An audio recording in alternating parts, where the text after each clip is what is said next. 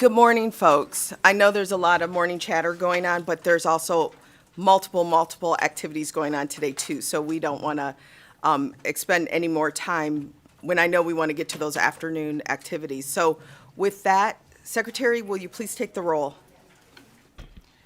Assemblywoman Bilbray Axelrod. Assemblywoman Cohen. Here. Assemblywoman Considine. Present. Assemblywoman Gallant. Here. Assemblyman Gray. Here. Assemblywoman Hanson. Here. Assemblywoman Hardy. Here. Assemblywoman LaRue Hatch. Assemblywoman Marzola. Here. Assemblywoman Mosca. Assemblywoman Newby. Assemblyman Orentlicker. Assemblywoman Summers Armstrong. Assemblyman Urick. Chair Miller. Here. Good morning. Welcome to everyone here in Carson City, there in Las Vegas, and of course, anyone watching online. Just a few housekeeping issues. Again, please make sure you turn down the volume on your devices. We will also have public comment at the end of today's meeting, which we are hearing 3 bills today. And also, please make sure whenever you're scheduled to present that you make sure to get any materials or documents in by noon the day before. Also, you may notice that we have law enforcement in uniform today. A few people have already asked. That is because there is a police memorial at 1 p.m. At 1 p.m.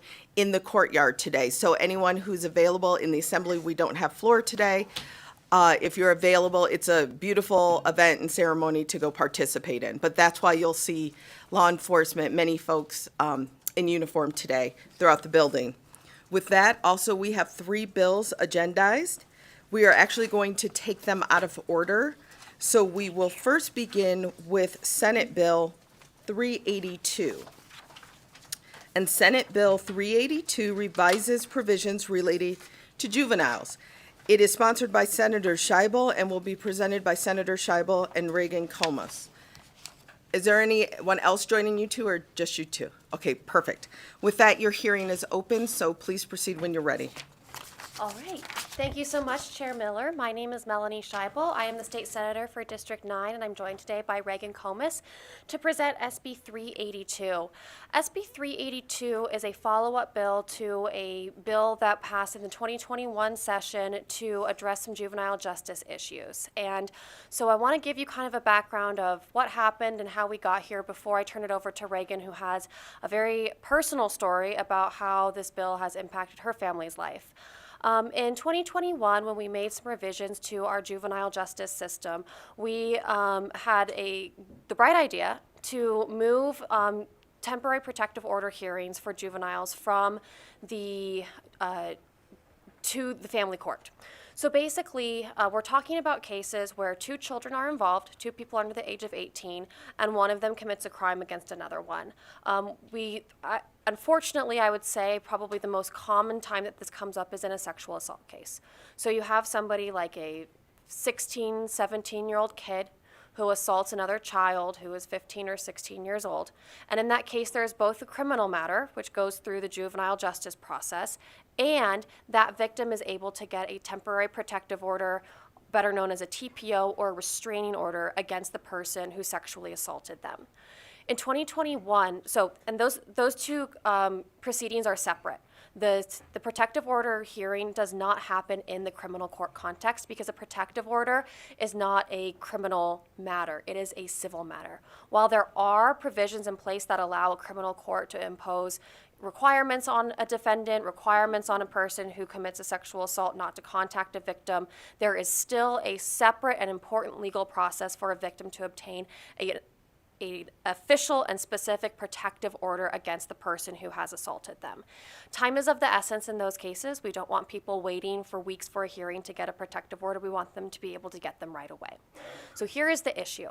Back in 2021, when we moved the protective orders from the juvenile court over to the family court to allow a family court judge to hear these protective order hearings when both the person seeking the order, the victim, is a child, and the person against whom they're seeking the order is a child, we added into statute a provision that would allow that person who is against whom the order is being sought, so you're talking about a defendant in a criminal case, to have an appointed lawyer with them at the protective order hearing. So the problem is what happened in reality, and Reagan can tell you more about how this happened to her family personally, is that you have two people showing up for court. You have a 14 or 15-year-old victim of sexual assault with no attorney, and you have a 15 or 16-year-old perpetrator of sexual assault with an attorney. And the power balance is shifted on its head, where the person who is the perpetrator of the crime has more legal protections than the person who is the victim of the crime. This situation turned out to be horrendous for victims who were going to court trying to get protective orders against the people who had attacked them, and they encountered an attorney on the other side who was able to shield their attacker from, invasive personal questions, whereas they did not have that protection for themselves when they appeared in front of a judge. So over the interim, I worked with Ms. Comis, I worked with the Coalition to End Sexual and Domestic Violence, I worked with the public defenders, I worked with the prosecutors' offices, I worked with the family courts, the family court judges, the justice court judges to try to come up with a solution to this problem. And the solution that we came up with is contained in SB 382.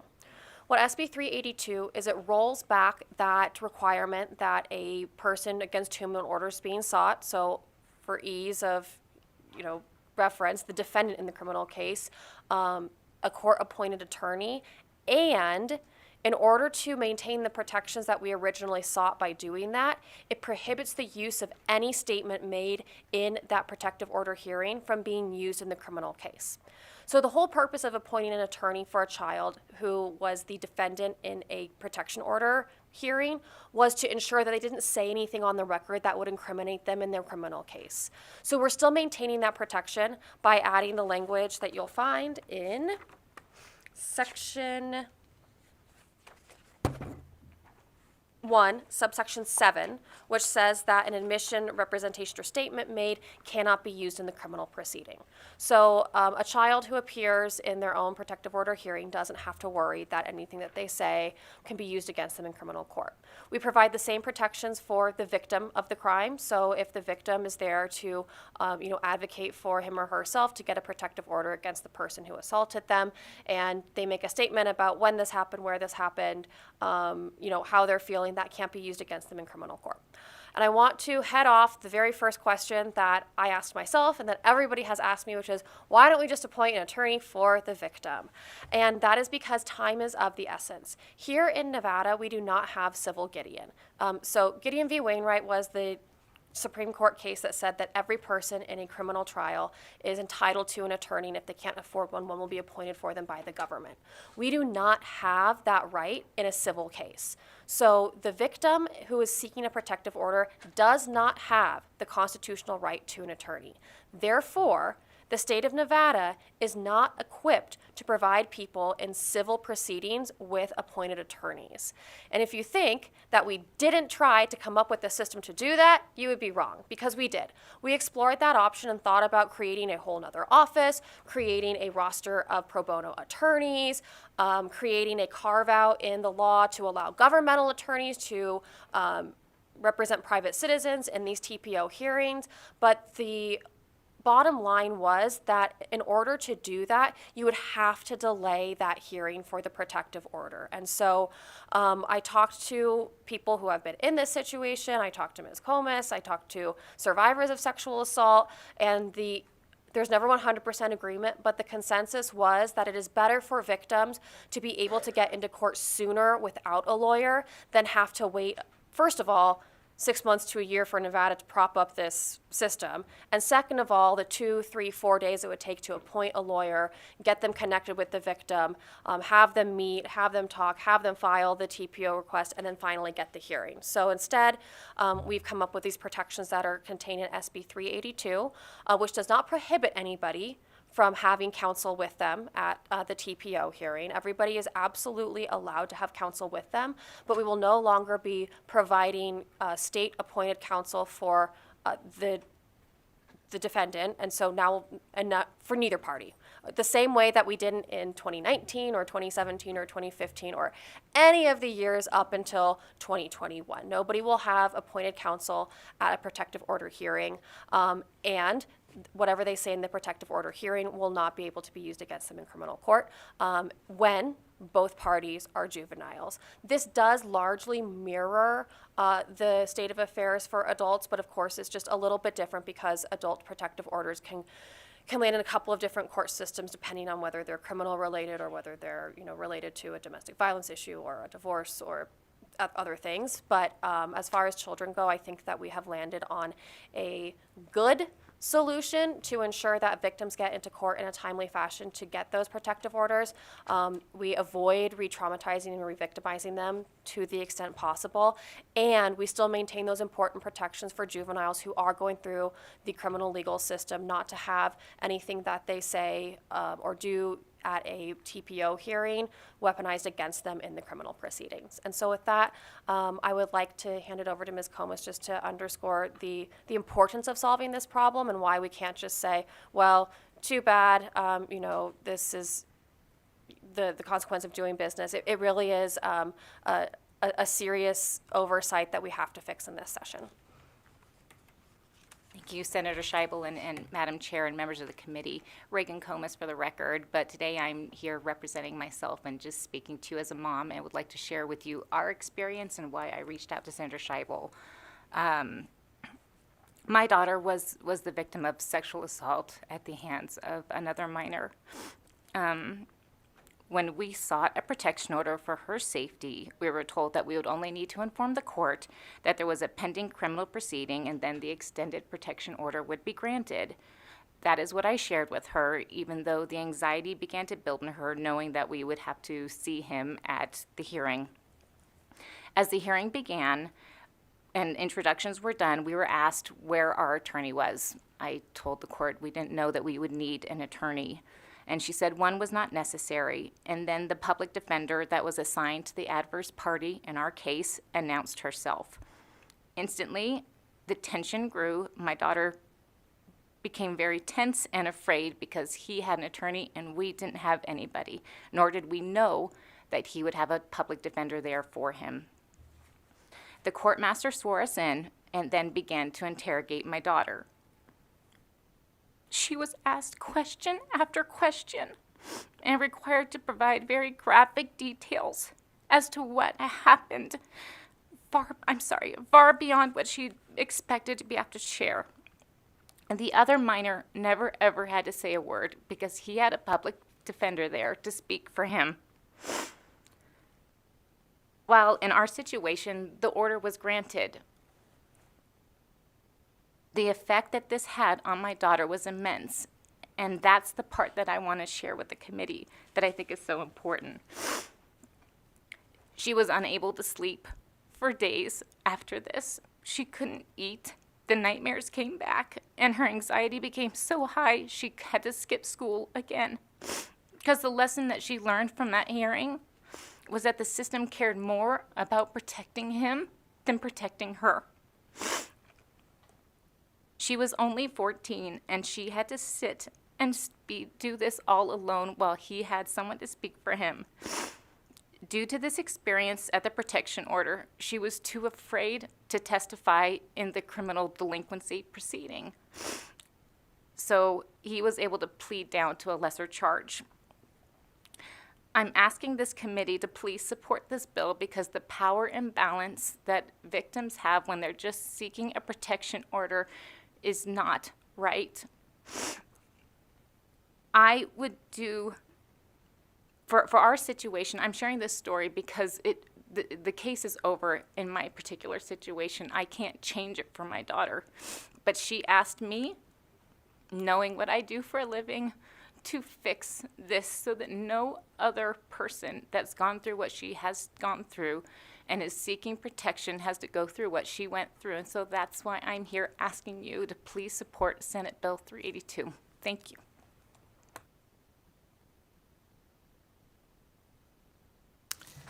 And so, Senator, you're available for questions? Absolutely. Thank you. Members, do we have any questions?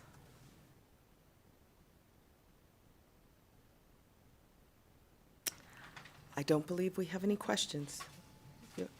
Assemblywoman Cohen. Thank you, Chair, and thank you for sharing. And I appreciate your bravery and your daughter's bravery for letting you share with us.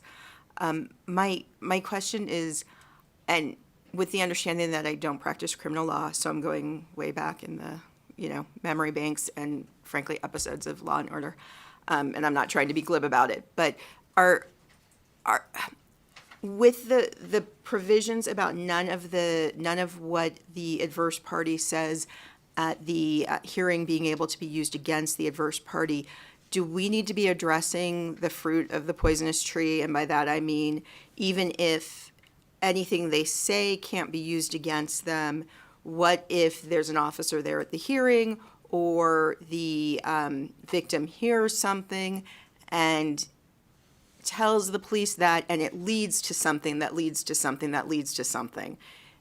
Is that all off limits, or is it just what's said at the hearing?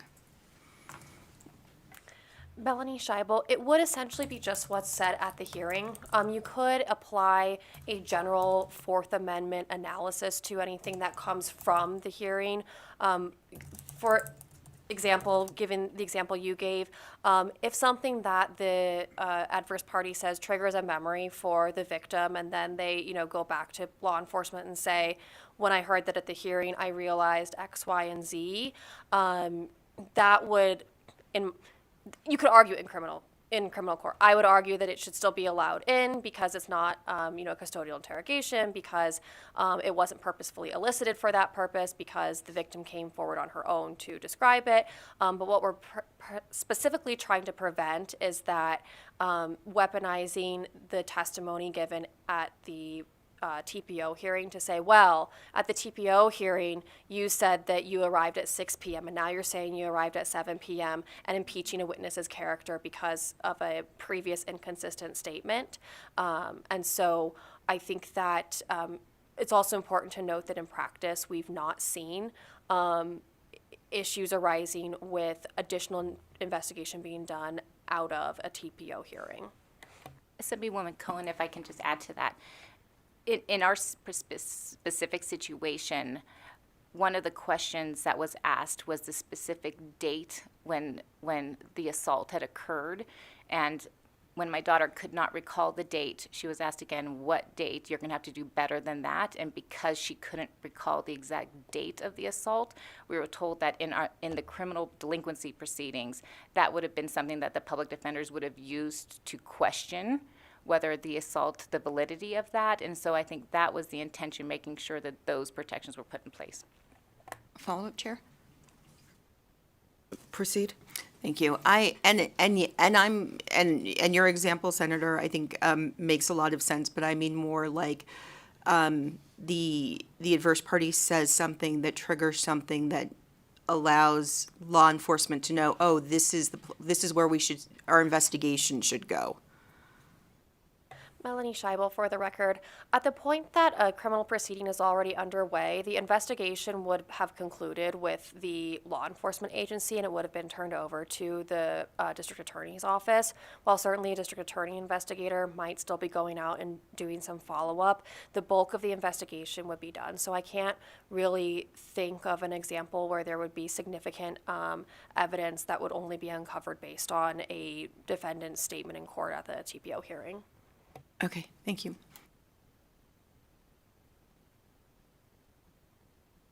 Thank you. And with that, I will open it up for testimony in support.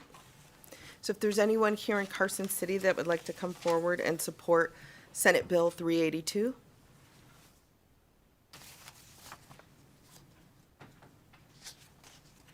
Please remember to spell your name after you state it so it's accurate for the record. Good Thank you. morning, Serena Evans, SERENAEVANS, and I'm the Policy Director for the Nevada Coalition to End Domestic and Sexual Violence.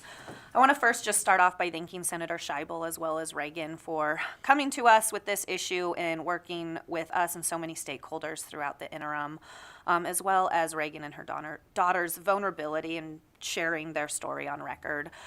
We have been approached by not only Reagan, but a handful of other families and agencies really concerned with the current statute. We know when it was crafted, it was well-intended, but, it's had some unintended consequences and really created some negative power imbalances for our victim survivors. So we really appreciate everyone coming together to figure out a remedy to this solution. Thank you. Good morning, Chair Miller, members of the committee. Greg Herrera for the record, and unfortunately self-admitted coffee spiller prior to the hearing. Last is HE. You would have got away with it had you not. We didn't even notice. weighing heavy Where's on my this mind bill? this morning, Where is Chair. it? Now that we all need to see it, where is it? Might have been over to the right, Chair. Okay. I had to fall on the sword for that. Herrera, Herrera, today representing Nevada Sheriffs and Chiefs. And we are here in support of Senate Bill 382, and I'd like to thank Senator Scheibel for bringing this bill forward and for Reagan having the courage to share our story. We're in strong support. Thank you.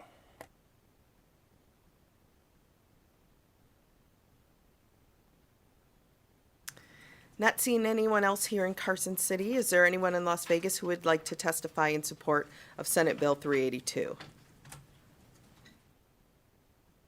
Broadcasting, will you open the lines, please? To testify in support of Senate Bill 382, please press star 9 now to take your place in the queue.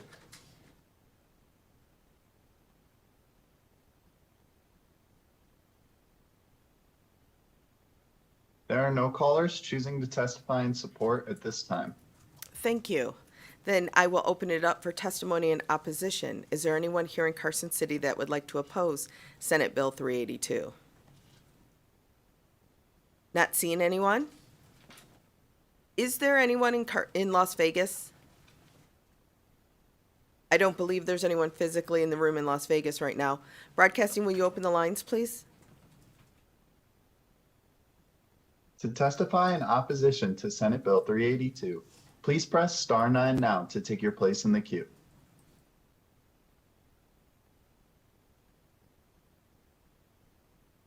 There are no callers choosing to testify in opposition at this time. Thank you. Then is there anyone here in Carson City that would like to testify in neutral?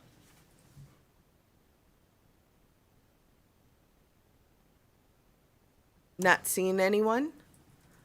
Is there anyone on the lines that would like to testify in neutral? To testify in neutral to Senate Bill 382, please press star 9 now to take your place in the queue.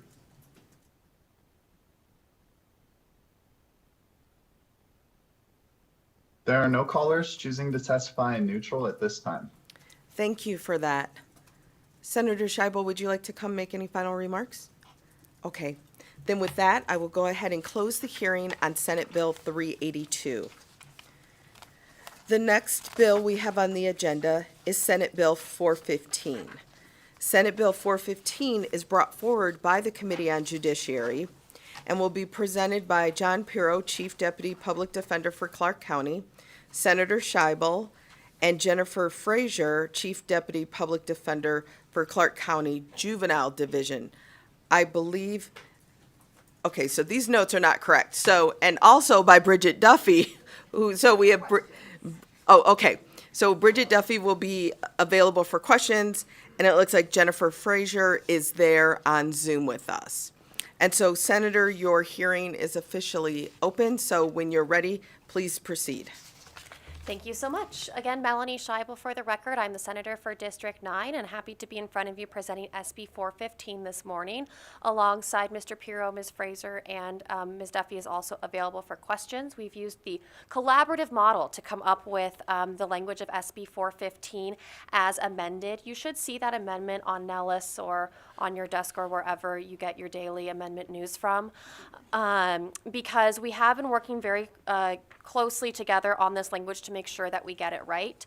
And Mr. Pirro and Ms. Frazier will be able to speak a little bit more to that. I just want to give you kind of a background understanding of where this bill comes from, which is the Interim Judiciary Committee, which I sat on with a number of you, and we had a day devoted to child welfare and juvenile justice because we collapsed the Juvenile Justice Child Welfare Committee into Judiciary, and it became part of our, direction over the interim to take on the issues that committee used to study, handle, and make suggestions on. And so, over the interim, one of the issues that we encountered and decided to address with SB 415 was a difference between the way that we treat adults and children. And of course, there should be differences, but this is one that we didn't think was necessary. In 2019, when we reformed a lot of our criminal law statutes, we provided that every adult who gets placed on probation is placed on probation for a definite term. So instead of just saying you're sentenced to, 1 to 5 years suspended, it would be to be on probation, it'd be you're sentenced to 1 to 5 years suspended for 3 years while you remain on probation for 3 years, or you remain on probation for 2 years, or remain on probation for 8 years. But we don't do that for juveniles. For juveniles, we kind of open the door and just leave it open, which the science and the social science shows is not best for kids. It doesn't help them to not have a goal, to not have an end in sight, to not have something that they're working towards in order to complete their probation, close that door, and move on to the next chapter of their lives. So with SB 415, we came together, looked at national averages, looked at state averages, looked at the types of programs that juveniles are often involved in during the course of probation to determine what would make sense for Nevada children, and decided that ensuring that they are placed on probation for a period not to exceed 18 months to start with, so a year and a half, and that the extensions be for 6 months at a time and never for more than 3 years, comports with the science that we utilize in the state of Nevada to ensure that kids are engaging in useful, proven programs to help reduce recidivism, modify problem behaviors, and ensure that they stay out of the criminal justice system in the future. SB 415 also allows for one more exception to that rule. If everybody agrees that it is best for the child to remain on probation in excess of those 3 years. For example, if being on probation is part of their, is what enables them to avail themselves of certain services, or to be housed at a certain facility, or to participate in a program that they want to continue participating in, the parties will still have the ability to extend that probation beyond the 3 years to ensure that children are not being removed from helpful programming simply because their probation has expired. But for all those other children who are completing their requirements, they're graduating from high school, they're doing their community service, they're engaging in their therapy, and working with their families to remain out of trouble, we want to be able to give them that closure of an end date, finishing probation, and moving on. And so that is the purpose of SB 415, and I will now turn it over to my colleagues to provide a little bit more detail on the bill itself. Madam Chair, John Pure for the record. I'm going to kick it over to the phone a friend. Jennifer Frazier is the chief of our juvenile office, one of the most experienced persons in our office in this area. She'll add a little bit more context for this bill. Good morning. Thank you for taking the time to hear this presentation this morning. I just wanted to speak, I echo everything Senator Scheibel presented, and wanted to speak to a practitioner's point of view on how this bill will be helpful for us. This bill highlights a gap in our juvenile justice statutes with not allowing specific terms for our kids on probation. Currently, the statute leaves it up to where a court could interpret putting a child on probation up until they're 21 years of age. That certainly becomes problematic when we're talking to 14-year-olds, 13-year-olds facing misdemeanor offenses and telling them that technically the court is placing you on probation for 7 years. Additionally, in other jurisdictions, I've had an opportunity to speak to colleagues in Washoe County and in Carson City. And practically what's happening there is they don't get end dates. So they're just, quote, guesstimating to their clients of when you could possibly get off of probation. So that's really problematic in just our ability to work with our clients, but how the science tells us about adolescent brain development, social sciences, that these kids need end dates, they need incentives, and that's really important. We also know that the science tells us that longer probation terms are not more effective. In fact, they can keep a kid more entrenched in the system. I think adding this ability for the court to set terms also can reduce disparities for our kids in our state. disparities of racial, socioeconomic, gender when we have this statute in place. Also, this statute, unlike the adult system, which was pointed out, this isn't offense-based. So this is specifically tailored to juvenile justice and how we want to work with kids.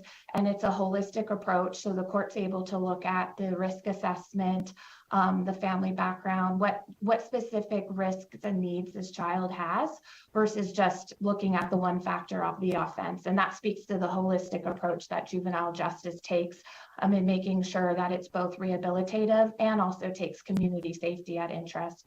So excuse me, I'm happy to answer any questions about that, but I just wanted the court to the assembly to have that background from our point of view. Thank you. Thank you so much for that.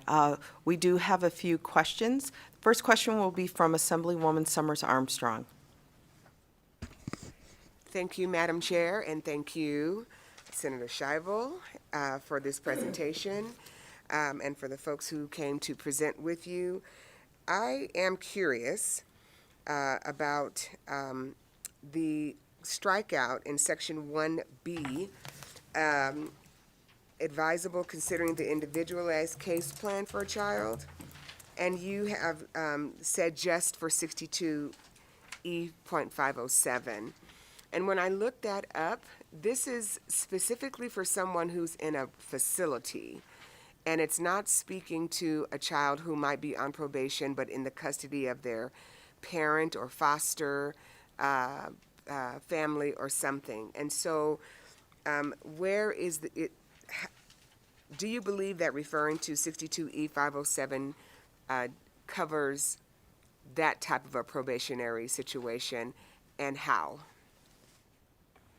Thank you for the question, Melanie Scheibel, for the record. I can kick it over to some of my colleagues here, but first I want to say that the purpose of referring to 62E.507 was to make sure that whenever we're assessing a child's eligibility for probation or the suitability of probation, we are utilizing that evidence-based assessment tool, which is described in 62E.507. It's outside of my area of expertise, so I don't know if anybody else wants to weigh in here. Bridget Duffy, for the record, BRIGID, DUFFY, Assistant District Attorney, Clark County. The reference to 62E.507 is specific, as Senator Scheibel said, to our risk needs assessments that are done for all children. So when the group of us, the public defenders, the probation teams, and the DAs all got together and said, what is it that we really want to consider if we're continuing probation? It would be all of our interests. So probation does the assessments and what a child needs or his risk level to the community. Of course, both DA and public defender are considering the child's best interests, and then the community safety piece from juvenile justice and the DA's office. So all of those things, when we go to court and we want to talk about extending probation, should be considerations of the court, and 62E.507 should be referencing those assessments. Assemblywoman, does that answer your question? Thank you, Madam Chair. If I just might get a little bit more clarity. Proceed. Thank you. So I understand that you want to do the assessment, but if this particular NRS, okay, I see. It says under supervision, juvenile court, or probation, and then the facility. Okay, I just don't want us to miss a child who may be outside of a facility and make sure that they are completely covered by the full assessment, and we don't have an issue where someone slips out that could use this help. Bridget Duffy, for the record, if I just may comment. The assessments also by that statute are to be redone every 6 months, so it was a natural fit to consider those assessments and any extensions of 6 months. Thank you. Our next question is from Assemblywoman LaRue Hatch. Thank you, Chair, and thank you all for being here this morning and answering our questions and bringing this bill. My question is on Section 1, Sub 4, where it's talking about extending the probation if all of those parties agree, right? We have the child, the parent or guardian, the attorney for the child, the probation officer, and the district attorney. I teach high school, and I know a lot of times teenagers don't always agree to things that really are good for them. And so My question is, what happens if every single adult in that group says, this is good, this is what you need, but the child says, no, I don't want it?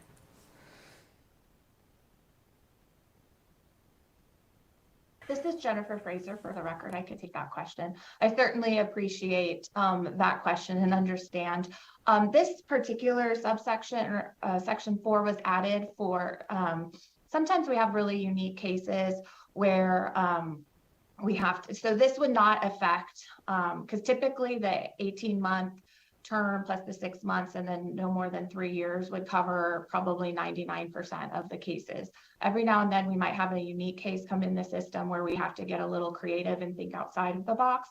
And that was that was why that was included, to make sure if there's a case where all of the parties think like, oh man, this would be something where we think the 3 years would be more appropriate. That was why that was included.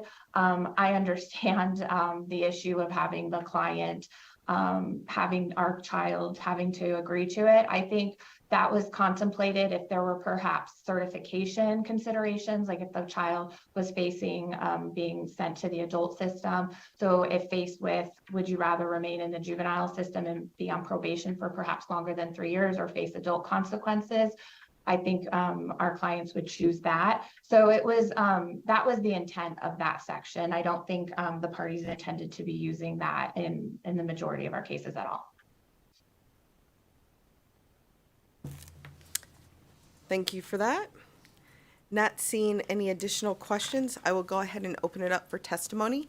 If there's anyone here in Carson City that would like to testify in support of Senate Bill 415, please come forward. So I'm sorry, Mr. Pirro, you're the co-presenter and testifying in support? John Pirro for the Mr. record. Pirro? I just want to make sure it's clear that the Clark County Public Defender's Office supports this measure. Thank you. Thank you. Bridget Duffy for the record, same thing, just making clear that we support the bill. Thank you. Erica Roth on behalf of the Washoe and Clark County Public Defender's Office, and we support this bill. Thank you. Good morning. My name is Elizabeth Flores, Elizabeth, Flores, Florez. I am the director of the Washoe County Department of Juvenile Services, and we are in support of SB 415. Thank you. Is there anyone else here in Carson City that would like to support Senate Bill 415? Is there anyone in Las Vegas that would like to support SB 415?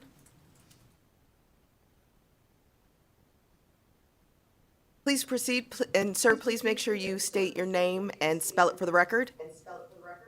Good morning. My name is Deshaun, D-A-S-H-U-N, Jackson, J-A-C-K-S-O-N. I'm the Safety and Welfare Policy Director with the Children's Advocacy Alliance, and the Children's Advocacy Alliance stands in support of SB 415. Thank you. Thank you. And Mr. Jackson, is there anyone else there in the room with you? No, ma'am. Thank you so much. Broadcasting, will you open the lines, please, for anyone calling in support of SB 415? There are no callers at this time. Thank you. Then I will open it up for opposition of 415. Is there anyone here in Carson City that would like to oppose SB 415? Not seeing anyone, and knowing there's no one in Las Vegas, Broadcasting, will you open the lines, please? There are no callers at this time. Thank you for that. Then I will open it up for testimony in neutral of SB 415. Seeing no one in Carson City or Las Vegas, Broadcasting, is there anyone that would like to testify in neutral of SB 415? There are no callers at this time. Thank you so much. Then I will welcome the bill sponsors back up for any final remarks. Also not seeing any final remarks, I will go ahead and close the hearing on Senate Bill 415. Our next hearing, our senator is not here quite yet. So what I'm going to do is we're going to take a 10-minute recess just so we can get an ETA on his availability. So if you leave the room, be back in 10 minutes, and then we'll see where we're at from there. We're in recess.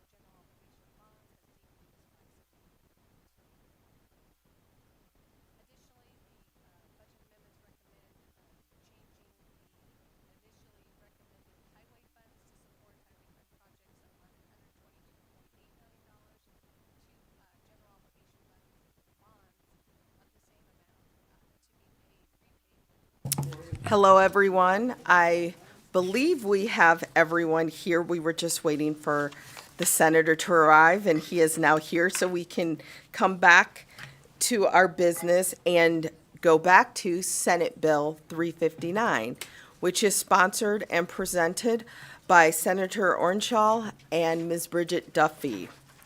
Will there be any other presenters in Las Vegas, or? Good morning, Chair. I don't believe so. James Ornschall, Senate District 21. Thank you for hearing Senate Bill 359, and thank you for your indulgence. Let me go a little later this morning. I appreciate that, Chair. No problem. I will officially open your hearing, and it revises provisions relating to juvenile probation. So please proceed when you're ready. Thank you very much, Chair. To my left, I have Bridget Duffy, who I've worked with for many years, who is Assistant District Attorney. I believe I've got correct for Clark County, in charge of child welfare, juvenile justice. And I have to say, you know, a lot of folks like to complain about attorneys, and I think that she and I are very lucky in that because we work with children and try to help children, that I think we have some of the best gigs attorneys can have in terms of trying to help kids in trouble succeed. And one thing that I noticed in the last few years was a lot of children I worked with. My day job is a deputy public defender in juvenile court. And I've noticed a lot of children I work with, and then also a lot of probation officers were talking to me about a lot of the community service that was either ordered by the court or statutorily required for certain delinquency offenses, and how a lot of nonprofits didn't want to have children there performing that community service. And a lot of children might, you know, get an order with their terms of juvenile probation. You must complete so many hours of community service to get done with your probation and to successfully complete it. But a lot of children just were not able to get that done. They might be able to get everything else done on probation, but not be able to get that community service fulfilled and get that done. So Senate Bill 359, the goal of it is, and it's been amended over in the Assembly, and I worked with Ms. Duffy, worked with DJJS and a lot of folks down there to try to make sure that there would be opportunities for children to be able to complete community service. It would be an achievable goal, and that we're not setting any kid up for failure. Because I know as a attorney who works in juvenile court, the best success I can have for a client, it's probably the opposite of an attorney in private practice, because I think attorneys in private practice want their clients to be thrilled and happy and come back and be repeat customers. I hope I never see a client again, and that's a success for me if I don't represent that child again. And unfortunately, if a child's not able to complete their term of probation and things have to drag on because they can't get the community service done, then I think that does just set kids up for failure. In not having a recognizable goal when they can hopefully get this done, put this behind them. Yes, they got in trouble, but the goals of juvenile court are rehabilitation and, you know, treatment, not punishment. So I urge the committee to try to consider the bill. If I could turn it over to Ms. Duffy to try to talk a little bit about, you know, her view of the bill, and then I'm happy to stand for any questions. Good morning, Chair Miller and members of the Assembly Judiciary. I am Bridget Duffy, BRIGID, DUFFY.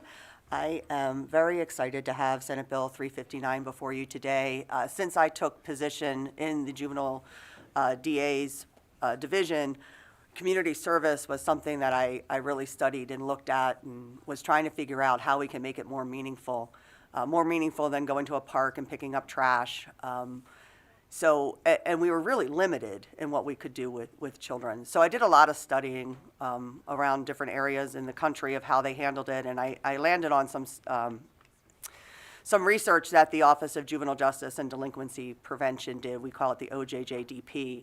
And they recognize community service as an important and valuable tool that's meaningful to the community.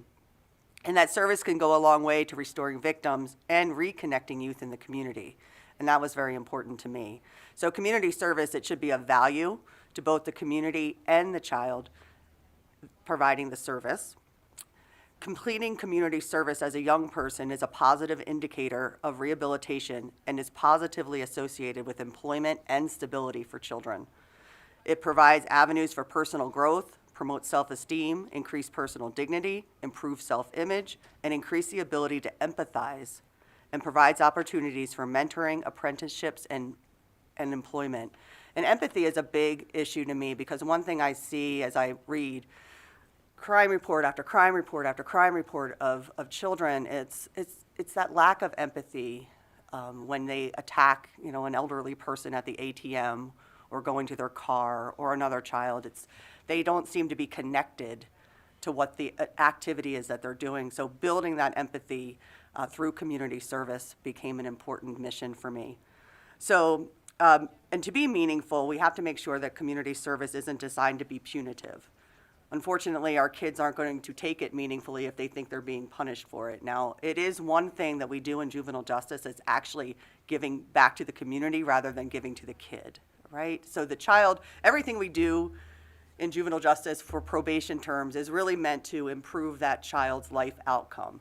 Community service is the one thing, well, I shouldn't say the one thing because we do have restitution, but community service is a thing that is designed not only for the child, but also to benefit the community.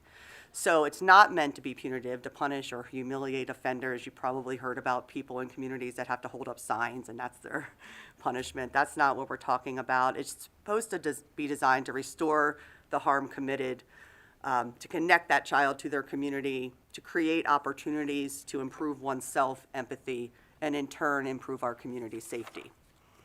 So SB 359 is going to open up more avenues to meet those goals for children. If you look at Section 1, it actually does come from our OJJDP, that community service would facilitate that civic engagement and enhance those connections.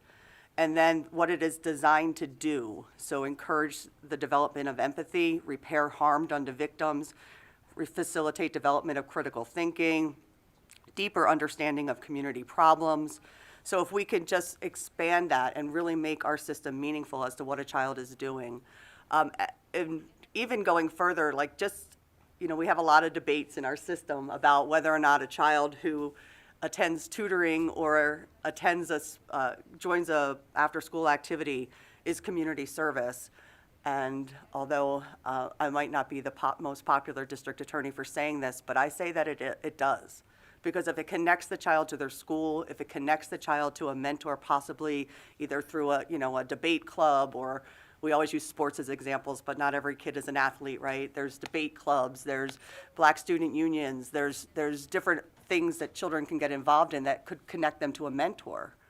And that, to me, is community service, because the school is their number one community at this point. So as a system, or a part of a system, I appreciate Senator Orenshaw for bringing this. When I didn't know it was coming, but then when I saw it drop, I was like, I've got to be in on this. And I thank this committee for listening to this bill today and considering passing SB 359. And I'm happy to take any questions you may have. Thank you so much.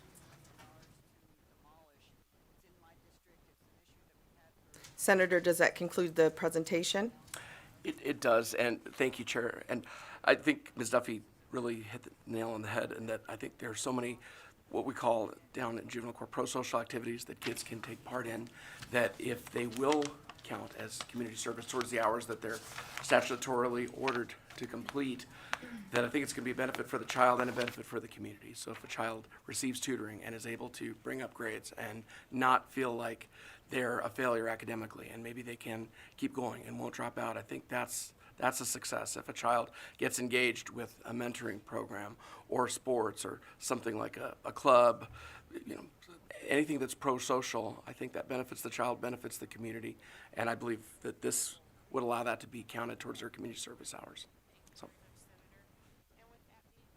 Thank you for that. And I will age myself in saying that I'm of the generation where people were still given the choice between jail or the Army. And so a few of my classmates made that right choice, and that's how we ended up in class together in undergrad. But with that, I will open up the questions. Assemblywoman LaRue Hatch has a question. Thank you, Chair, and thank you for bringing this bill. I think it's important to look at our opportunities for our young people. My question is on Section 4, Sub C, where we are adding in a program for which the primary purpose is to build job skills and increase employability of the child. I just wondered if you could speak to what those kind of programs are, because I'm imagining, like a Jobs for Nevada Graduates is very different than you got a job at McDonald's, and that counts because you're building employment skills. So if you could just speak to what you're looking for there. Certainly. James Orenshaw, State Senate District 21, through you, Chair, to Assemblyman LaRue Hatch. Please go direct. Oh, thank you. Assemblyman LaRue Hatch, something that comes to mind is kids who are at the Spring Mountain Youth Camp down in Las Vegas. That's a camp for boys up on Mount Charleston. It's up at about 9,000 feet altitude. And they had programs there where a lot of kids would get their Serve Safe certificate so that they could work in restaurants in the culinary industry. I remember in the past, I think they had programs to learn welding. And if those hours, if a child, let's say at Spring Mountain Youth Camp, has an order of community service, let's say the statute required 200 hours of community service, if those can count towards those completing those hours, I think it helps the child towards making that goal realistic, gives them something that they'll have forever, that they can fall back on regardless of what they decide to pursue academically. And I think even for children who are on field probation, who are living at home in the community, there are programs that I'll hear different judges order kids to participate in where they do work on job training skills. So I think that is a help to children. I think that if that counts for community service, it's a double benefit, and that the child is making progress towards that goal, not thinking, 200 hours, I'll never be able to get that done, and I'm just going to be on probation for the next 6 years. That I think it's a double benefit. And if you'd like to, thank you, Ms. Duffy. Bridget Duffy for the record, Assemblywoman LaRue Hatch. We are actually working right now in Clark County for an auto repair to do automotive work. So we're working with, I believe it's Workforce Connections. So it would be something to that. We also have a great program we call Chef Jeff, which it's a nonprofit, and Chef Jeff takes our kids from probation and teaches them culinary skills. So those are designed, they're not paid to do it. You shouldn't be paid to do your community service. These are programs that are designed to help give them those skills. Our next question is from Assemblywoman Newby. Thank you, Madam Chairwoman, and thank you for bringing this bill. My question is on Section 1, subsection 2B, where it mentions repair harm done to victims and the community by giving back to victims and the community. And that, to me, seems like some sort of restitution process. I was wondering if you could speak to restitution within the juvenile justice system, and if that is related to that, how that plays into the whole schematic. Thank you. James Orenshaw, Senate 21, Assemblywoman Newby. Certainly, restitution is usually ordered in every case. Almost in every case where a child is either, where a child is adjudicated a delinquent child, usually also hear an order for a letter of apology. And I think that also may describe, in terms of some of what we're hoping, children will realize. I think that I'm going a little bit off on a tangent here, which, if the chair will allow me to do, but I think some of the most moving moments in my career as an attorney have been at sentencings where the victim is allowed to speak. And, very often victims are upset, they're hurt about what happened. But I've seen so many, I don't want to call it a sentencing, we don't use that word in juvenile court, but the report disposition, where the juvenile judge will decide what's going to happen to a child, where the victim will plead for mercy for the child. I've seen victims who've pled to the juvenile judge, I grew up in foster care, and I understand that things were probably not easy for this child, and no, I don't want this child sent to a youth correctional facility. Doesn't always happen, but there have been many times I've seen that happen. And sometimes, there's connections that happen. between, the child, the victim. So that's how I see this. Not so much as restitution, but I think for the child trying to understand that, yes, someone got hurt by what they did. Maybe they didn't intend to cause that kind of pain. Maybe they were going along with a group of friends.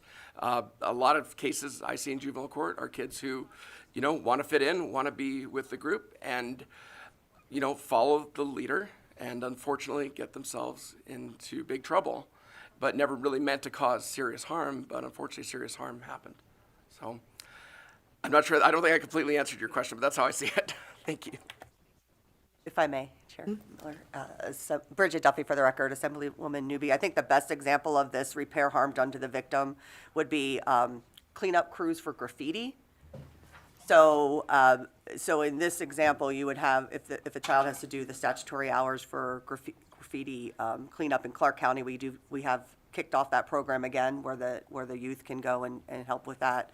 A lot of this specific section is going to have to, a lot of it's going to depend on the victim.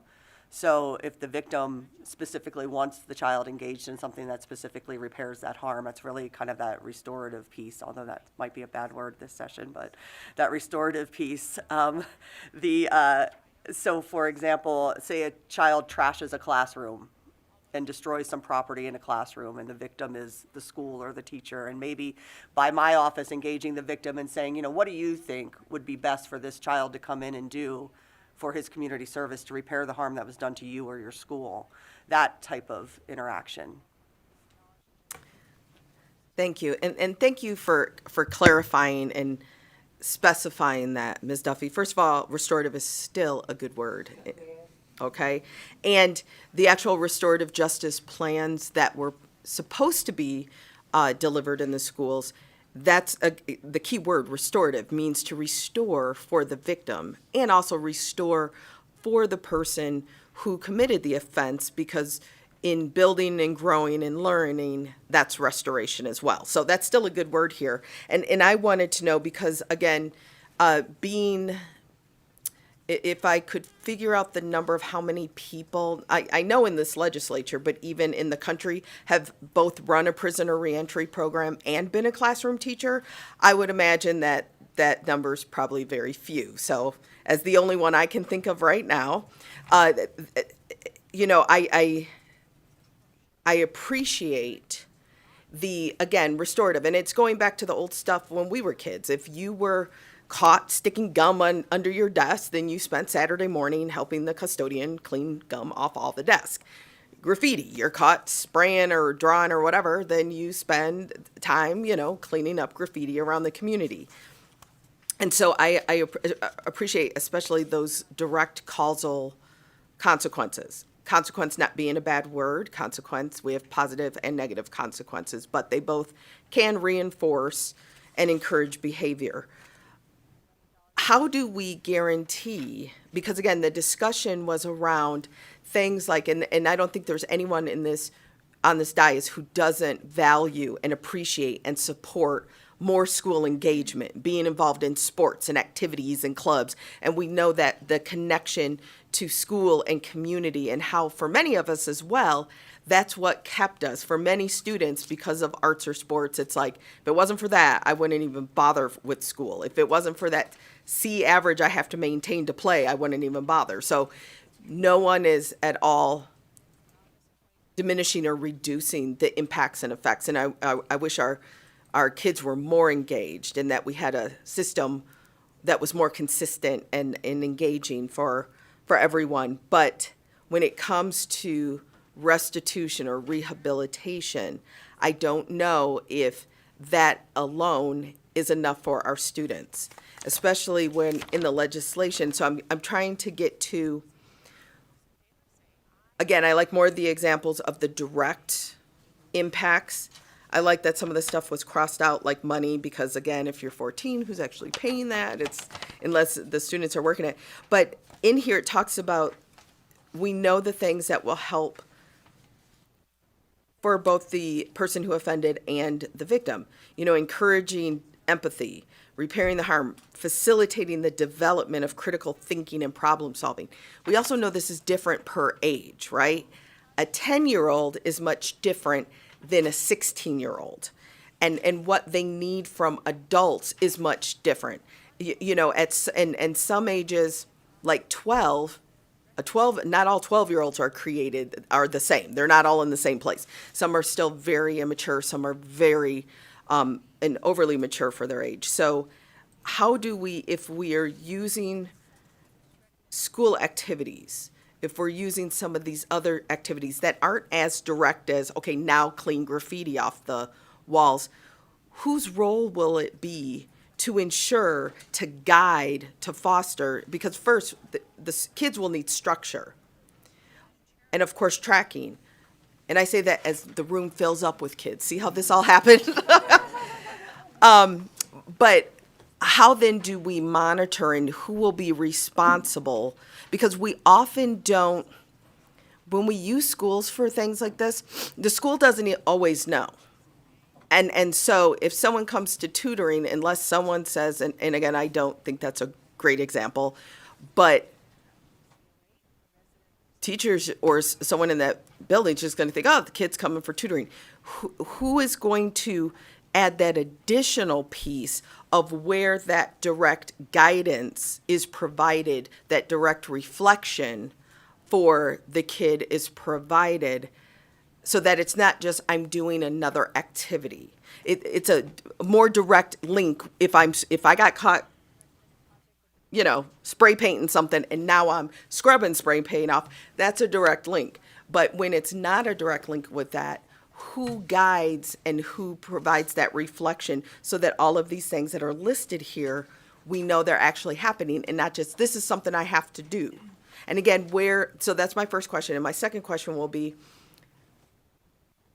and I think you alluded to it as well, the ability for the decisions to be made, but making sure that we are considering, of course, a child's age and level of maturity, but also their family situation. By the time someone gets into a certain detention center or a camp, they've already gone through, you know, many things, as opposed to the student, this may be their first offense. Or also, what is the family situation?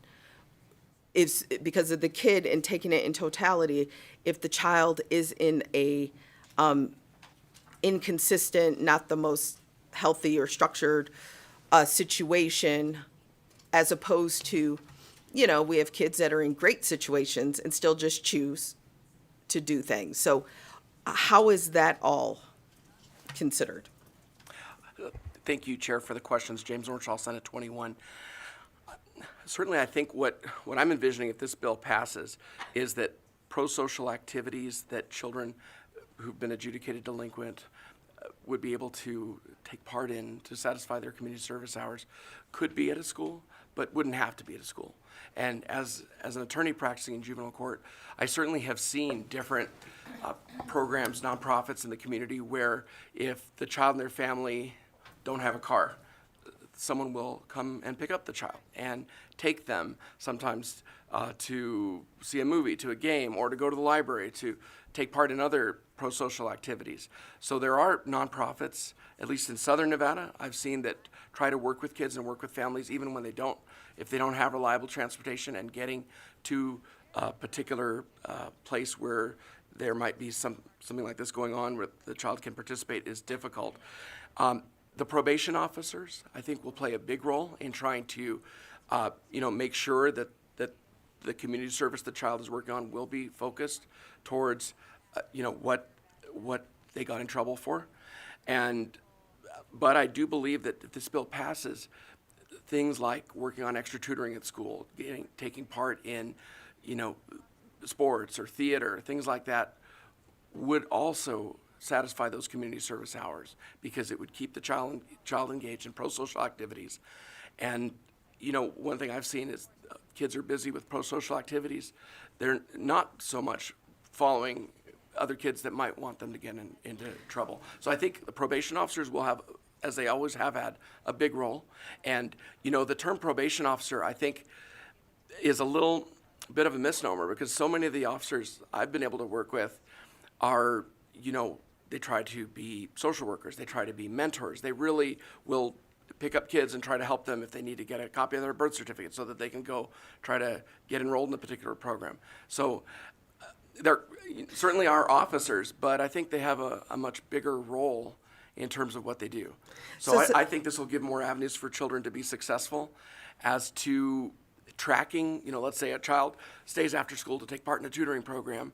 I believe that the child would need to get some documentation from the school to take to the probation officer. I spent 2 hours, Monday, Tuesday, Wednesday, Thursday after school and show it to the probation officer. So, and Senator, again, as a teacher, the majority of my time, at least 80% of the time in the classroom, is spent trying to manage and encourage proper behavior. Okay, so behavior is the focus of what teachers are focusing on. We know that sadly it's not instruction or academics, it's behavior. And so again, school activities are marvelous for prevention. What about the student who's already in all of those school activities? They're already in the choir, they're already getting straight A's, they're already, playing basketball, they're already doing all of these things. And so what do we do for that child? Bridget Duffy for the record. I want to make sure, Chair Miller, that it doesn't have to take place in the schools. That's just an option if it fits that child. And I agree with Senator Orenshaw, the probation officers are going to be really the ones that are going to have these conversations with the children. And best, in my research, which I talked about early on, that the first thing they should do is ask the child, what is your community? Agreed. If they don't know what their community is, how do you attach a mechanism to that to improve that community? So if their community is church, if their community is, the rec center up the street, if they say school, so the probation officers are really going to have to engage that child. And the great thing is, kind of connecting it to SB 415, is in that 62E statute we talked about, that youth level assessment, or YLS, that requires the probation department to figure out where the strengths and weaknesses of a child are. And one of those areas is their social activities. So we know, those of us in the field know that the fastest route to the juvenile justice system and ultimately the criminal justice system is going to be disengagement from school and disengagement from pro-social activities. And so if a probation officer gets a child on their caseload and sits down with them to do that case plan and says, you have to do 200 hours of community service, where's your community? What is it? Is it you walk through a park and it's trashed? Then pick it up, right? Because that's not really connecting the kid to anything. I mean, we can send kids to pick up trash all day long, and they're like, "What? Okay, I'm being punished. I had to pick up trash because I robbed somebody." But if that's their community, then that's going to be a little more connection. And that probation officer, which we have worked over the years to become through that legislation with 62E, to become more focused on figuring out the whole family, the whole child, and servicing that to prevent them from continuing to victimize my community, your communities, and continuing to path down to criminal, we're going to be better off. And so it is going to start there. And I'm hoping with the passage of this bill, those conversations will be had with the probation officers to say, you have to connect what you're doing now to this. Thank you for that. And I really appreciate you saying, so let me be clear that I abhor more than anything the term school to prison pipeline. You can't imagine how much I hate that, because our entire purpose is to keep kids out of prison. The entire reason I became a teacher after running a prisoner reentry program, after running welfare to work programs, is to keep people out. So if we would now like to start using the disengagement from school to prison pipeline, which is much more accurate, I appreciate that. So that will be my retort every time someone says that. No, it is the disengagement from school. Thank you for that. We have a few additional questions. The next one will be from Assemblywoman Hardy. Thank you, Chair, and thank you for this bill. I too believe whatever we can do to help kids so that they can be successful in their future and move on from bad decisions and become successful adults is what we should be doing. So I wanted to go to Section 5, Sub 2, where it talks about doing community service in lieu of fines. If you could just talk about that a little bit. It says they can perform not more than 10 additional hours. And then there's sections throughout the bill that relate to fines. So is that like any fine in here, they can do up to 10 additional hours for those fines? And then it also says it can't exceed 20 hours. So if you could just kind of clarify, is there total community service not more than 20 hours? Can it be more than 20 hours? Or is this just in relation to fines? James Orchall, Senate District 21. Thank you, Assemblyman Hardy, for the question. And certainly my intent with the new language that's on page 4 of the reprint, that's starting at line 21, is that would be in lieu of a fine. So if the child had been ordered to perform community service, this would not be in that pack of hours.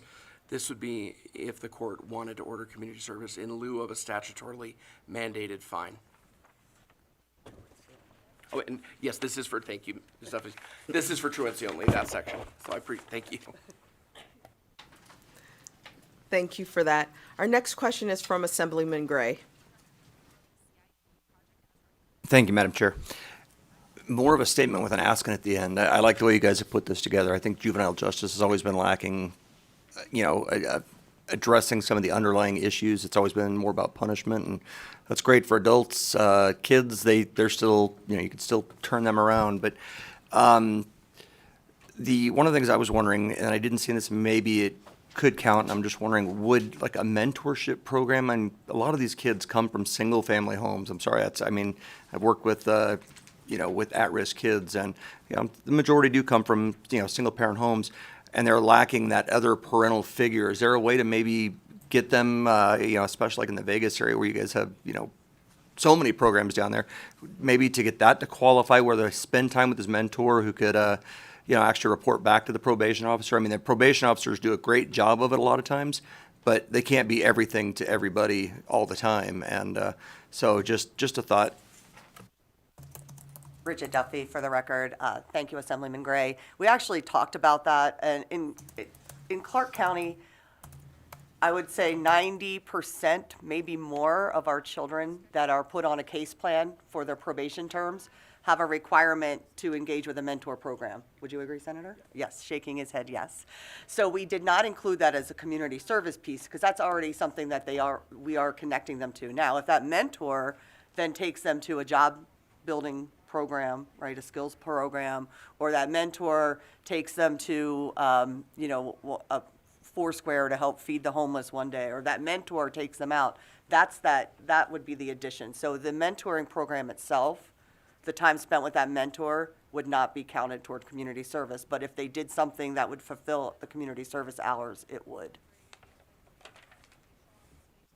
And if I could jump in, Chair James Orchall, Senate 21, just anecdotal, and I guess I'm going off on a little bit of a tangent here, but I've certainly represented kids at hearings where there's a lot of bad facts and the court is considering sending them to a youth correctional facility and taking them out of the community, out of their home. And we've had mentors who've been working with the children who show up to court and talk about a lot of positive things they've been working with this child on. And there have been more than a few times where the court has listened to the mentor who's been working with the child and given the child another chance. And probably would have sent the child to a youth correctional facility, maybe Elko, Caliente, Summit View, but heard the positive things that the child's working on with the mentor and said, well, there's a lot more here that's happening, and there are a lot of positive things happening, so I want to give this child another chance. So I think that they have been successful. I think one problem we've had down in Clark County is getting enough mentors to children, but I've been very impressed by the people who've worked with kids through the mentoring programs that the court's ordered. Thank you so much. Our next question is from Assemblywoman Summers Armstrong. Thank you, Madam Chair, and thank you so much, Senator, for the presentation. This is always very interesting stuff for me, and I know that you and Ms. Duffy have extensive experience in this area, and I've only skirted around the edges. One of the things that I've done over the years, I tell people all the time, I've only been a mom and a Sunday school teacher, right? Not only, but those are the things that have really influenced my life and my thought process when it comes to community service and raising kids. I have often had young people in my Sunday school space who've had issues at school, disengaged, as our chairwoman has said, having problems, and have needed, community service time to make it count. But sometimes nonprofit organizations are unwilling to participate because they're not sure about exposure to be in these programs. And I think that some of our community groups are probably the best places for these young folks to get their community service. Is there any training available?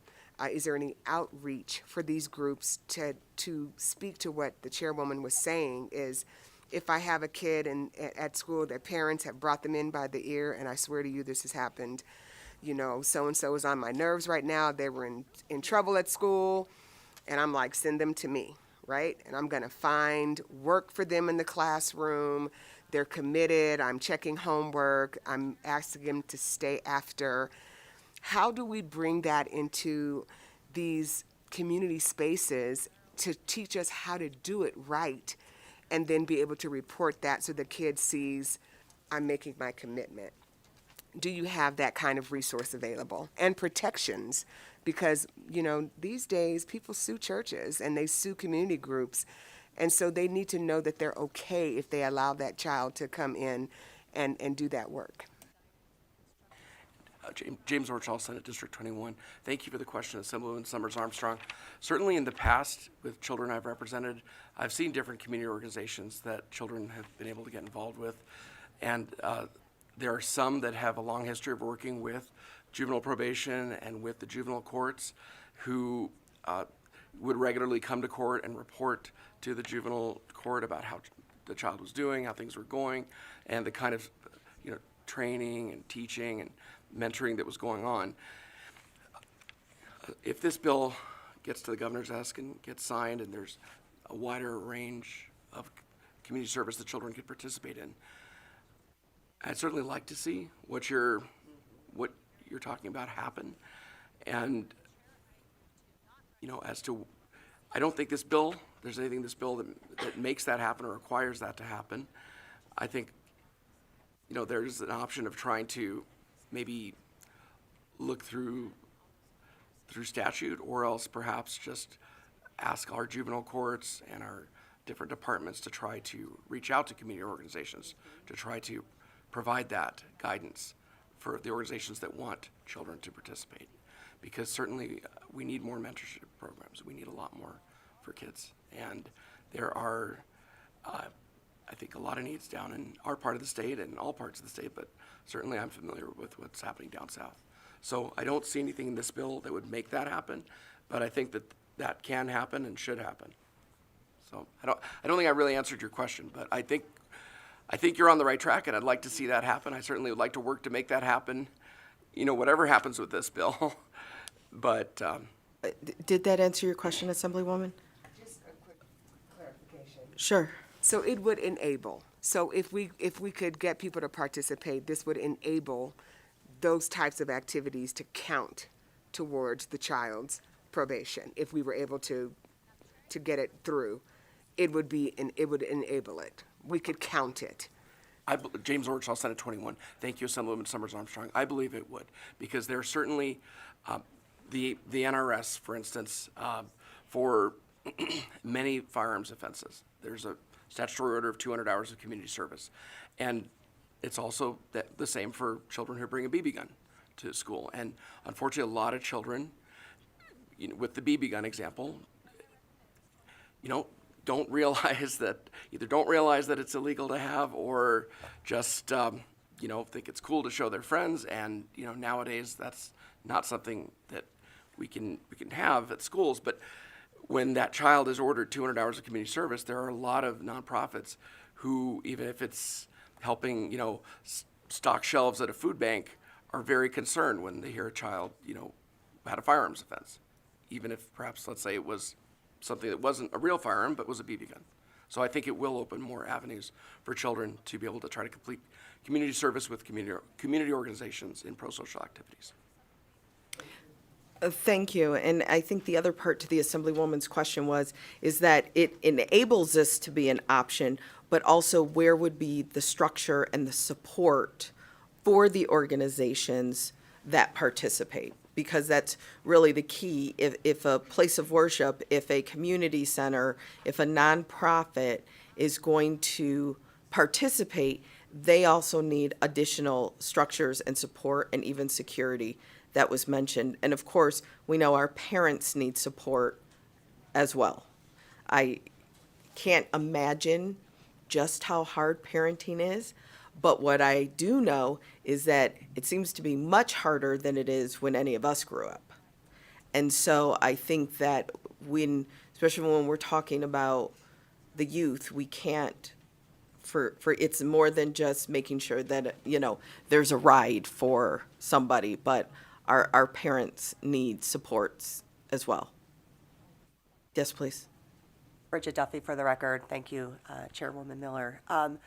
Assemblywoman Summers Armstrong is actually hitting exactly why we need this piece of legislation, because we hit a drought of being able to find places that will accept children to do community service because of liability. And so there were a lot of nonprofits that did not want to have to that would not take on children to supervise. And so this bill will help us kind of expand our options to count for 200 hours of community service by being able to do things that are already available to kids, such as if they go to Spring Mountain Youth Camp and they participate in the culinary program, which is the job building skills, or they are able to do something with their school that they have not been active in before. So we'll expand it. But I will also say I love the way you think, Assemblywoman Summers Armstrong, and we as a system really do need to build more programming out there that are ready to embrace our kids and help bring them up. And that's just something we're going to have to do. This bill isn't going to assist in that, but we could definitely use more organizations like a church to help us find those community service hours. Thank you so much. We have another question from Assemblywoman LaRue Hatch. Your question about the hours? Oh, thank you. Thank you, Chair. We asked it. I asked that so long ago that I forgot I asked it. So my question is, I just wanted to follow up on Assemblywoman Hardy's question on that section or subsection 2 on page 4, the 20 hours. As I'm reading it, it seems like we can't exceed 20 hours, period, at all. And so I just wanted to get clarification. That's only in truancy cases, correct? It doesn't apply to other cases in this area. James Orchall, Senate District 21, and Assemblywoman LaRue Hatch, that's correct. 62E.430, as Ms. Duffy pointed out, that's the habitual truant section of the NRS, and so that would be limited to that section about truancy. Yes, please. So, and I appreciate that clarification. Does that mean that if there are fines in other areas, like other infractions, that they wouldn't be able to substitute community service in lieu of those fines outside of truancy? James Orchall, State Senate District 21. I believe it's either 1 or 2 sessions ago, there was legislation brought, I believe it was from the Assembly Judiciary Committee, to try to do away with most fines that children in the delinquency system were ordered to pay. And this is one that I guess that bill did not touch. And I apologize, I can't remember if that was 2019 or 2021 session, but I know the Assembly Judiciary Committee worked with some law students from, I believe it was University of California at Berkeley, on that legislation to try to remove fines from the delinquency statutes. So in most cases, there shouldn't be any left, but I think there are just a few, and this is one of those that that bill did not touch. Thank you for that. With that, I will go ahead and open it up for testimony. If there's anyone here in Carson City that would like to testify in support of Senate Bill 359, I see the public defenders coming first. To all of the youth that have walked into the room and are hearing what we're discussing, because I know you all came in part way, is a bill that would allow for if a youth or child did something wrong that was criminal, that they could do community service. And I believe you're all aware of what community service is, but that it would open it up to those opportunities that could be, as you've heard mentioned, your place of worship, your school, community centers, things like that, to do things to count as community service hours. So considering most of you look very youthful to me, what we're doing right now in the process is this is what we call support testimony. We have support, opposition, and those that are neutral. In a testimony, you will have a couple minutes to come and say if you support the idea of the bill. It can be as simple as, I support it. You can also say you support it and give a few reasons why. No one is forced to do that, but I know how important public speaking is, and I know in developing those skills when we're young, and I also know that you have a voice and a position because you're the impacted community to be heard. And I also know there's a reason why you're sitting in this room more than just we're going on a field trip. So you are absolutely welcomed and encouraged to engage. You'll see the example that they're going to give. And so just know that any of you who want to participate, all you have to do is come up, state your name, and then say if you support it and give a few reasons if you'd like to. Sound good? Okay. With that, we will begin testimony and support. Thank you, Madam Chair. John Puro from the Clark County Public Defender's Office. We're in support of this measure. I'd like to thank Senator Orenshaw for bringing this forward and continuing to push juvenile justice reforms forward, and as well as Ms. Duffy for working hard on this bill. Thank you. Please remember to spell your name for the record. Good morning, Chair, Vice Chair, members of the committee. My name is Erica Roth, ERICAROTH, on behalf of the Washoe County Public Defender's Office, testifying in support. I echo the sentiments of my colleague from the South. Any opportunity we can give to the youth who have entered into the system to engage in what really is restorative justice, I think is necessary, and so we support this measure. Thank you. Good morning, Chair and members of the Assembly. My name is Elizabeth Flores, ELIZABETH, FLOREZ, and I'm the Director of the Washoe County Department of Juvenile Services, and I am in support of this bill. I also wanted to add that I can confirm previous testimony by Senator Orenshaw and Ms. Duffy related to the role of the probation officer and case managers related to community service, being the chief probation officer in Washoe, and also speaking regularly and working regularly with all of my fellow chiefs across the state. I can state affirmatively that the work that we do with children is very comprehensive, and especially with the use of our risk and needs assessment, which is an evidence-based tool, and the case plans that we construct from those tools. It is our purpose to work with children to ensure that they are working within their community, following court orders, but doing so in such a way that does not create extra burden to them or their families. And so we make every effort to make that a meaningful endeavor. Thank you. Chair, members of the committee, Jonathan Norman, JONATHAN, NORMAN, with the Nevada Coalition of Legal Service Providers. We represent around 3,000 to 4,000 kids in foster care. A significant number of those are crossover kids, which means they have a juvenile justice case. And foster kids are especially, it's especially difficult for them to get community service hours. So with, a bill like this that opens it up. And the reason it's a struggle is because you have family visitation, visit with your parent, and the foster parents are having to integrate a whole new schedule. So I think this will open that up and remove some barriers to our kids getting those community service hours. So we're in support. Thank you. Thank you. I see you in Las Vegas. Would you like to testify in support? Yes, good morning. My name is Deshaun Jackson, D-A-S-H-U-N, J-A-C-K-S-O-N. I serve as the Safety and Welfare Policy Director with the Children's Advocacy Alliance, and we stand in support of SB 359. We thank Senator Orenshaw and Attorney Duffy for bringing this forward. We believe that it is definitely important for our youth and our young people. As someone that works with youth and young people that enter into the system, we understand the impact that this has on them. And the potential and the support that it has. So again, the Children's Advocacy Alliance would like to support it, and we thank you. Thank you so much. And do you remain the only person in that room? Yes, ma'am. Thank you so much. Going back here to Carson City, again, please make sure you state your name and spell it so we have it correct for the record.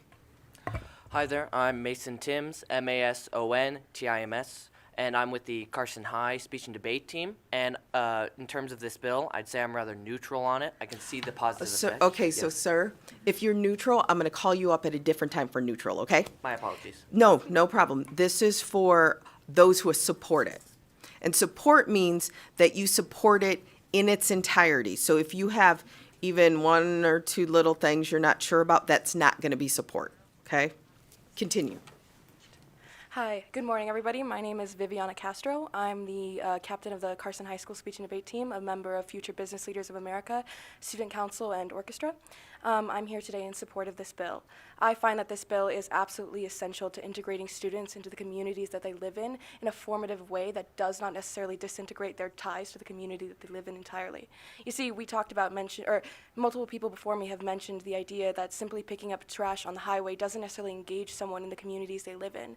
And as someone inside of Student Council and multiple organizations, I find that the ability to create community service within organizations that I am already a part of is essential to not only achieving ours, but to achieving change within my own personal life and personal experiences. It is within this idea that I think that this bill is absolutely essential to creating a better formative experience for students who have already had hard times and who are in need of essential change in their lives, especially when it comes to juvenile action.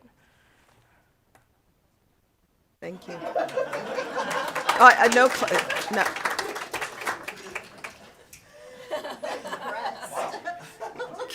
Continue. Good morning, Chair, Vice Chair, and the rest of the committee. My name is Kyle Allen, K-Y-L-E-A-L-L-E-N. I am the Carson High School Speech and Debate Vice Captain, working alongside with Viviana Castro. I'm the sophomore class president of Carson High School, and I am a candidate for the NYL program here at the Nevada State Legislature.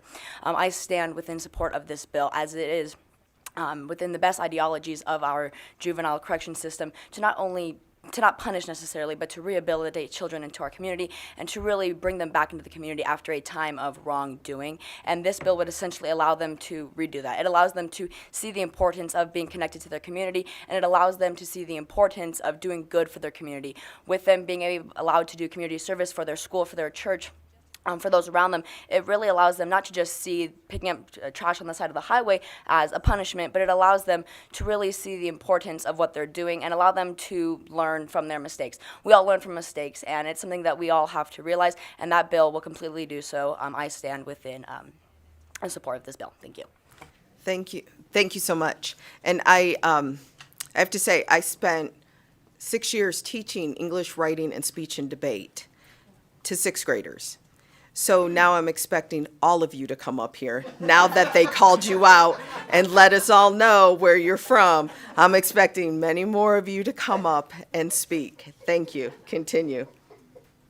Hi, my name is Penelope Truell, P-E-N-E-L-O-P-E-T-R-U-E-L-L.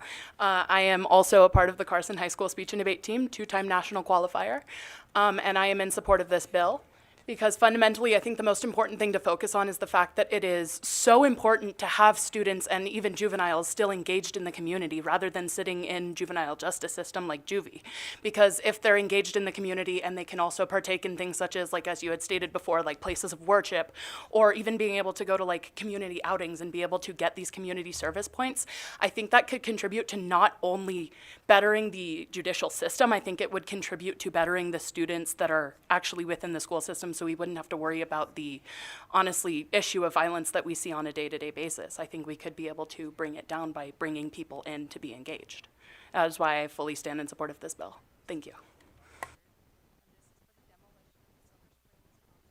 Okay, good morning, everyone. For the record, Patrick Mobley, Patrick Mobley, Carson High School. I teach social studies. I am the coach of speech and debate, member of the Northern Nevada Forensic League. And I suppose since my students spoke and I like to model what I preach, I should probably get up here and speak as well. So my area for support of this bill is to look beyond academics and grades. So I have lots of students in my classes that have not always made the best choice in life. When you look at them, you can say, yes, you may have made a mistake. You may not be the most academic student, but you are going to do fine as an adult. And it is making sure that they have those opportunities to be still strong adults. That I have students that I know for a fact may never pass my class, but still will have benefits from my class or other classes, other extracurriculars, and those will be far more impactful and far more beneficial than just turning in grades and getting A's and B's. So giving students opportunities to be out in the community, see what's going on, and have those connections is incredibly essential and absolutely necessary to prevent a whole host of problems in our community and abroad, and that is why I'm in support of this bill. Thank you so much. Is there anyone else who would like to come up and testify in support?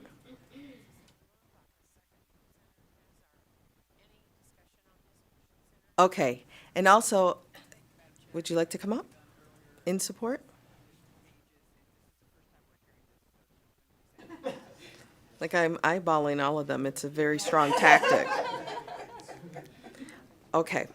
And so I also would like you to know that the reason why every one of you gave a tremendous testimony, but the rules of, just like in debate, there's certain rules, right? And so we have rules here in the legislature, and one of them is that we're not supposed to clap on the dais or on the floor. So don't take our lack of clapping later to mean that we weren't impressed by all of the testimonies that were provided. With that, I will open it up for testimony in opposition. So anyone who is opposed or against the bill, please come forward. Oh, no, wait, stop. I messed up. Broadcasting, will you open the lines for anyone that is calling in support of the bill? To testify in support of Senate Bill 359, please press star 9 now to take your place in the queue.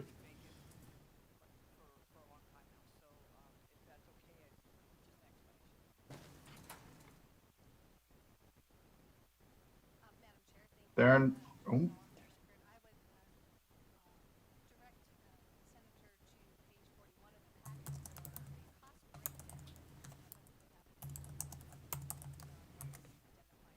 Caller with the last 3 digits, 918, please press star 6 to unmute your phone. You are unmuted and may begin. Thank you so much, Chair and members of the committee. This is Leanne McAllister, Executive Director of the Nevada chapter of the American Academy of Pediatrics, in support of this bill. Thank you. Thank you so much. There are no other callers to testify in support at this time.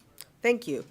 Now I will open it up for opposition testimony. Is there anyone here in Carson City that would like to oppose?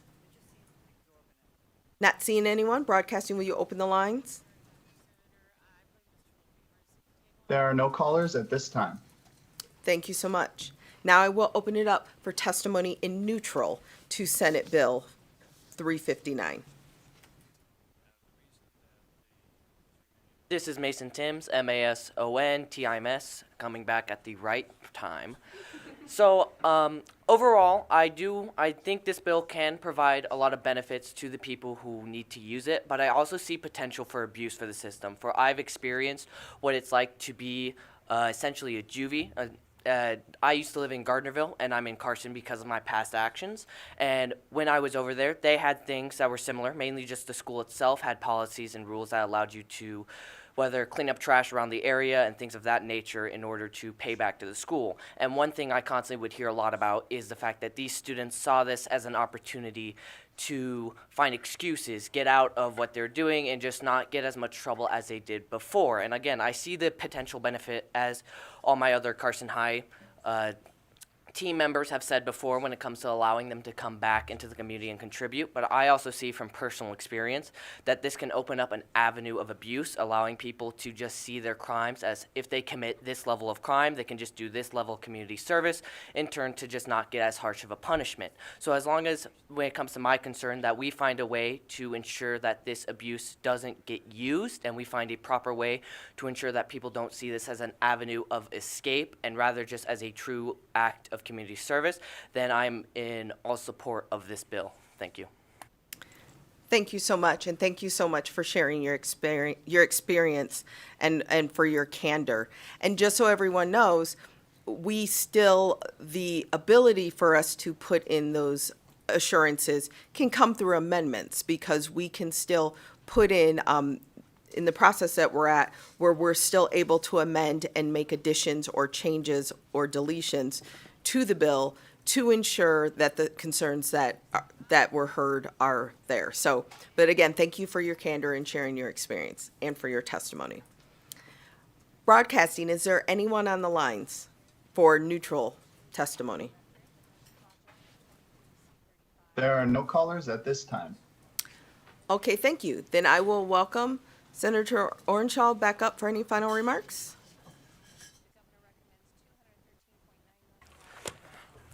Your Chair, James Orenshaw, Senate District 21. I think I'd like to ask Ms. Castro and the Carson debate team to do my closing, but since and they know all about closing arguments as well. Yes. I appreciate you, Chair, and the committee hearing this bill. I think that our current juvenile justice system is meant to help children succeed and not be punitive. Community service, I think, can be a very positive thing, but I think right now there are a lot of children being ordered to community service, and there's not a realistic opportunity for them to get that completed. I think this bill, if it passes, will give children who are ordered by the juvenile court to perform community service a more realistic chance of getting it done, being able to complete it with pro-social activities, which could include nonprofits, could include activities at school, and be able to be more successful and not end up back in the court. I want to thank Ms. Duffy and the district attorneys, the juvenile probation officers for working with me on this bill, and I hope the committee will consider moving it forward. Thank you. Thanks so much. And with that, I will go ahead and close the hearing on Senate Bill 359. Our last order of business today is public comment. So if there's anyone that would like to make a comment to anything under the purview of this committee, but not directly related to the three bills that we just heard, you will have 2 minutes to make your public comment. Is there anyone here in Carson City that would like to make public comment?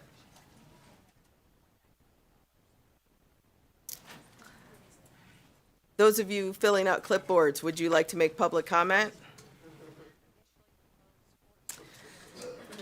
Just trying to get you a higher grade for today, so.